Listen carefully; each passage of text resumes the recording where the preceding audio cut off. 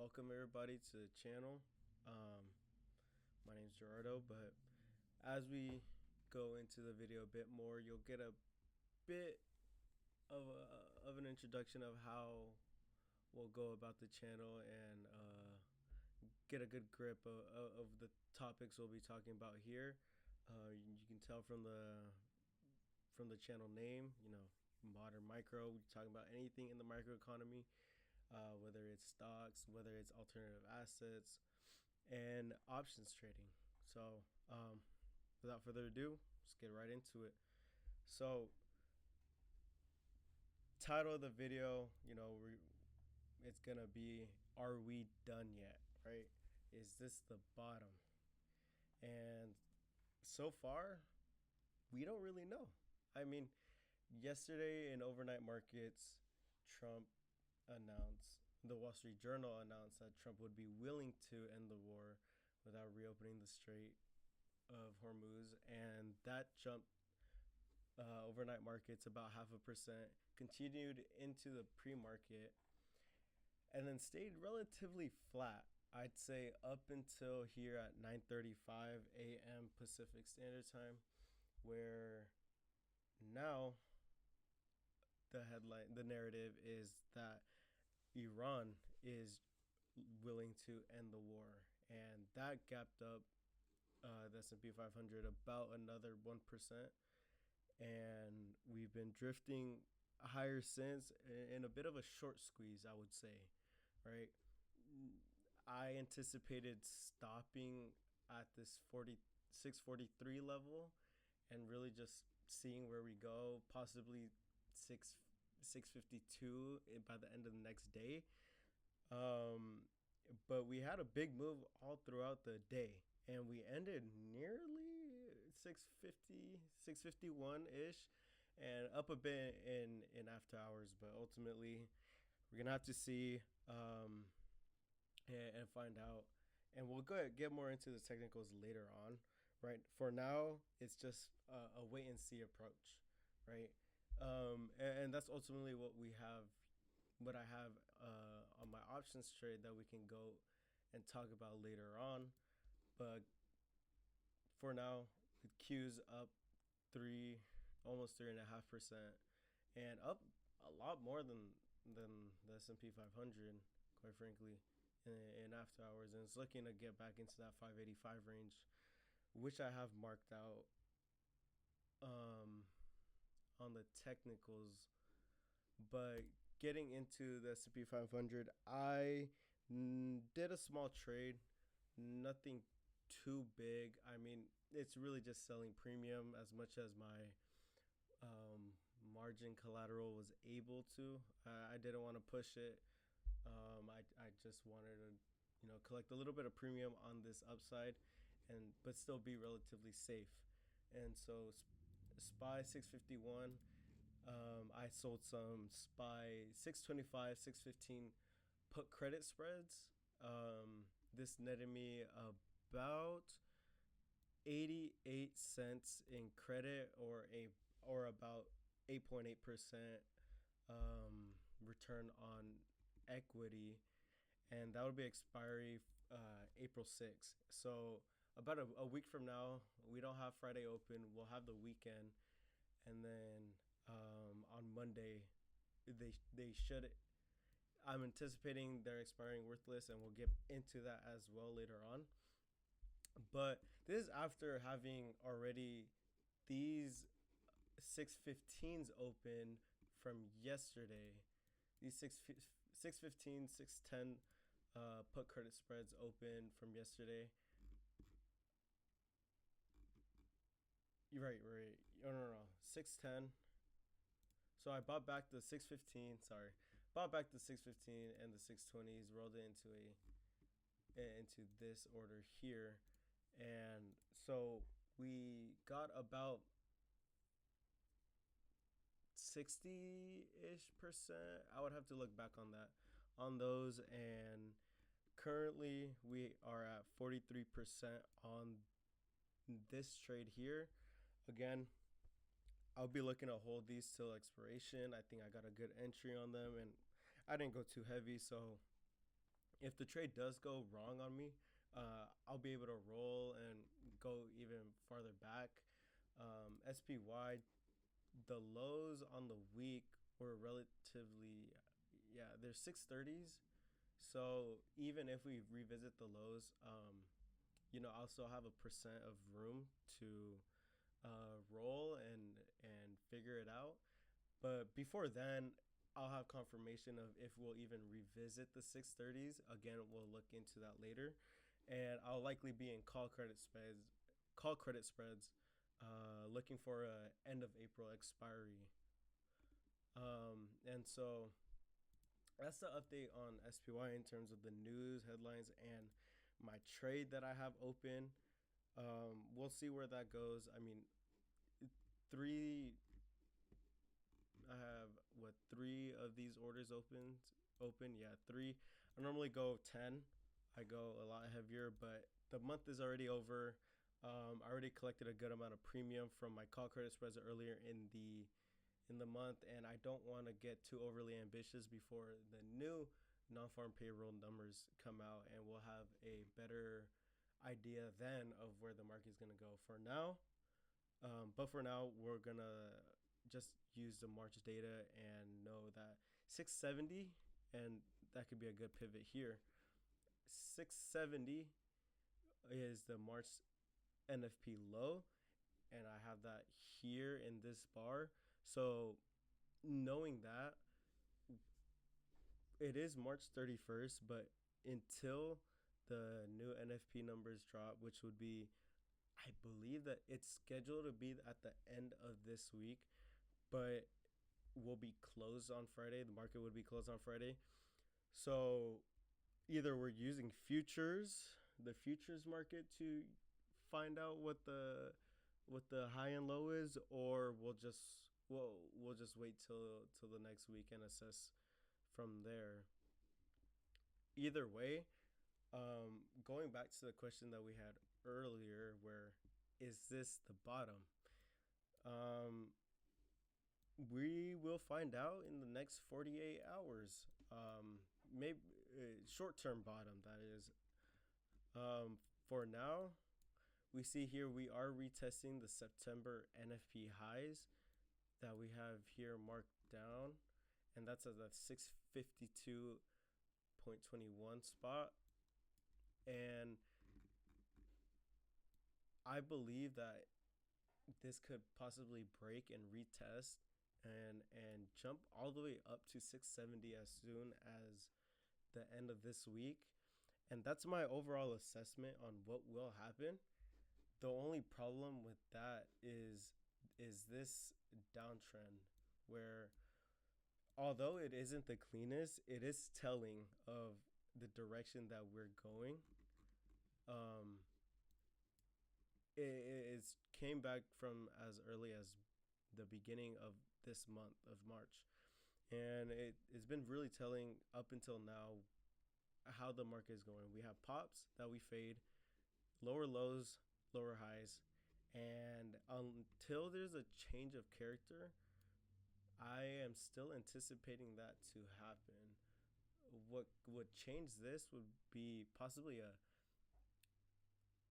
leg higher again to these 670 levels, jump back, probably consolidate on this area, this pivot point, this higher high here or lower high here, and possibly jump up and get into the 675 level, which would put us back into the range that we've been in for a long time now, going back into, I'd say about November. And so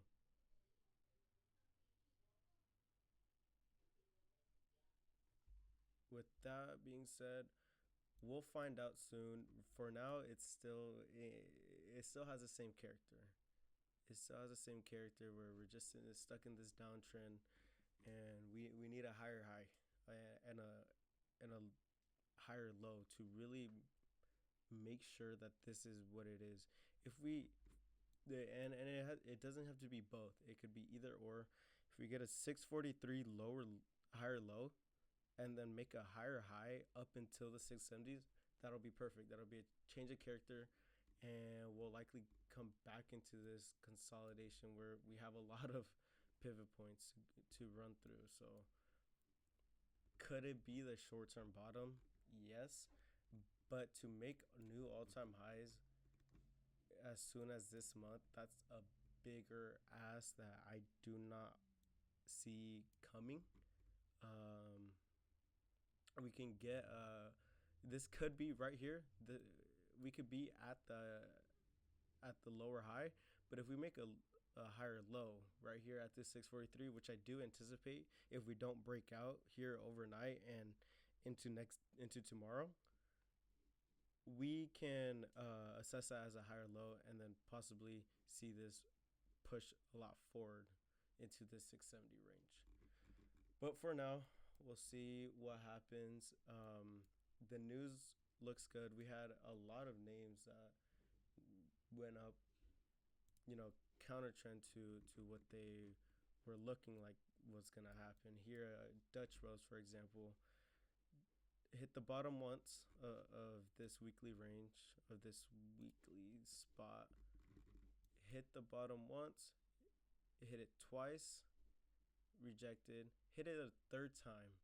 And this is where normally in a bear market it would completely reject this big wick and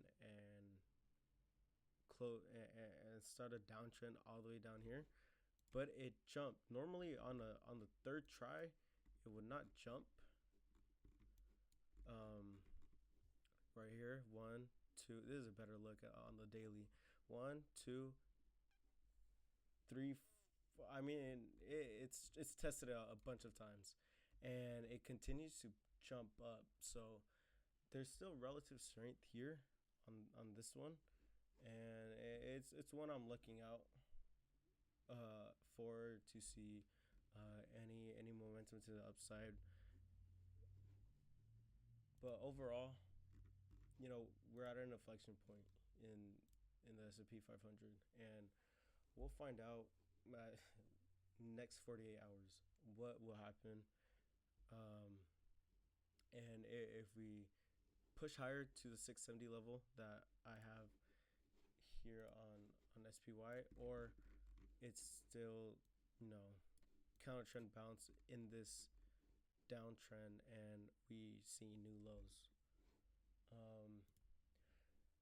And so that's about it for the stock market. But in terms of channel introduction, there is a little twist that I have here. And it's not, it's a bit of a niche. We talked about, the macro level, right? Where we're talking about geopolitical news. We talk about micro level, right? And well, we haven't talked about micro levels yet, but in my holdings, it has a lot to do with the micros. So in a future video, we'll talk about that. We've talked about options trading and a couple swing plays that I have going on that, are in line with my assessment on the micro and macro level together, alongside my NFP levels that I have. And then it comes into, Pokemon and TCG. This is something that I've picked up more recently in the past year, and that's a bit of a niche that I have picked up. I have a lot more sealed than I have cards. Is honestly just for the personal collection, but sealed, you know, I prepared back in around October highs of the stock market of last year, just in case. I it felt a little overextended, and so I rotated a lot of money out of the market, put it in cash, and went to card shows, met up with people, and built up my sealed collection here. Um, it's looked really well, um, and it's held a lot stronger than the S&P 500, and especially a lot stronger than my investments that are really rate sensitive and micro sensitive, microeconomy sensitive in terms of the inflows that we have. That'll be another video, but just for this, it's held up really well. Um, if you look back at one of the bigger products in Pokemon, we'll go back to prismatic ETBs here. Prismatic ETBs here. It's kind of a telling of the market, kind of how it is, what the prospects are. And we see back here in October where we stayed relatively at a high of the 130s. Back in October when I was collecting and I started buying into these sealed products, that was the peak for the moment. I mean, you see here we peaked at 130. It hit a small double top in stock market terms, and we fell all the way down to about $97 in ETB, as low as 96. And from then on, here I still had some cash to pick up some more sealed product. I went really aggressive in January when I seen it became a spot of interest. Not trying to time the bottom, and this goes really well in the stock market as well. Not trying to time the bottom, but rather just see where the the inflows are coming from. At what point do people start getting interested in? And it would be here back in September before this move. A lot of people still were interested, and so going into January, we just see, you know, I wouldn't say a parabolic move, but a really seismic move. I mean, almost a double from the lows of 96 all the way up to 181, a booster box, which was at 200 not that long ago. Just about last week, we were at 200, but recently reprints came out or reprints are rumored to come out, and so people are just front running that again. I don't see this as something big, but rather similar to back in December, just another opportunity. The max pain I see would just be draw back into previous all-time highs at 130. That'll be a point of interest for collectors and investors, but I don't see it getting below 150. I personally do not see it. If we do get that, I'll be picking up some more, but otherwise, um, that's just what it is. I I didn't I wasn't able to pick up a lot of ETBs, but rather I did pick up the Prismatic Evolution booster bundles, and these have done really well, especially now recently with the announced reprints. We see here we had bottoms around $56 or so. Oh, these charts are terrible, but you can see here $56 or so, and that's where I went heavy. You see right here, my average paid is $48. People want to get rid of these. People did not want to hold on to Pokemon around this time, and it made sense. I mean, the stock market was down, Pokemon was down, crypto was down, everything was down. People panicked, right? These are still in vending machines, so a lot of people, they see it, they buy it, they sell it right away. And so in this time frame, they definitely did that. But then after a while, stock market didn't recover, kept on dropping, but crypto consolidated and the Pokemon market just grew even more. And so right now we're sitting at $77 a bundle. Um, I think fair value would be closer to around 80, 85. Um, we see back here in May, these were $80 at some point. And I think it's just a matter of when, not if, that'll happen, and eventually it'll pop up to $100 a bundle. And so I'll be keeping track of that. Um, you know, sealed Pokemon has been a safe haven in what seems to be a stock pickers market and a bad crypto year so far. And so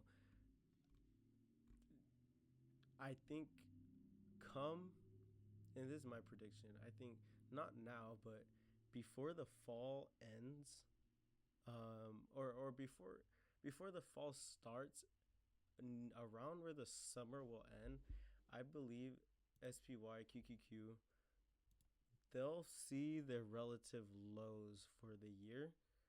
Um, it's midterm season, right? It's tough.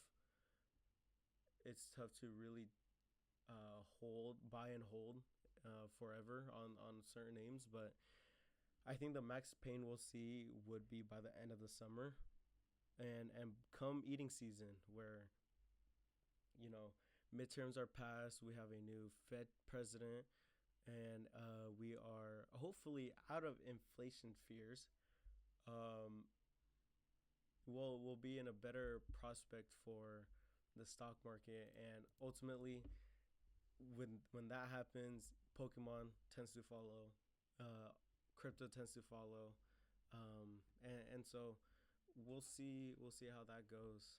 But overall, right now we're just gonna see by the end of by tomorrow. I mean, we're pushing 652 right now on SPY, so I think if we open above, probably retest 652s, and possibly have another push to 670s.